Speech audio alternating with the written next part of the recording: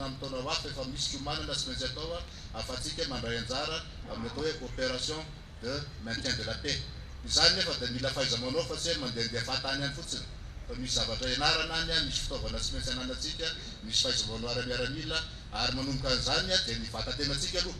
amin'ny maha-miaramila antsika. Hoe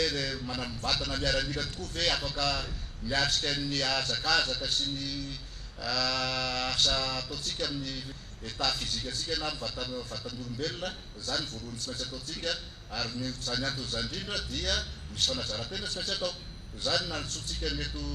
namana avy any Korea Atsimo reto hanazatra antsika mikasika ny taekwondo satria izany no fanarahako tamin'ny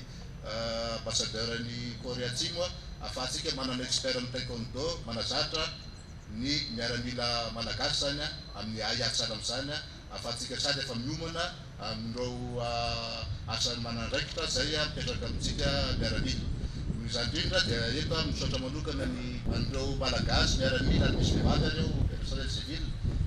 natanteraka ny démonstration izay natao tamin'ny fahaenina amby roapolo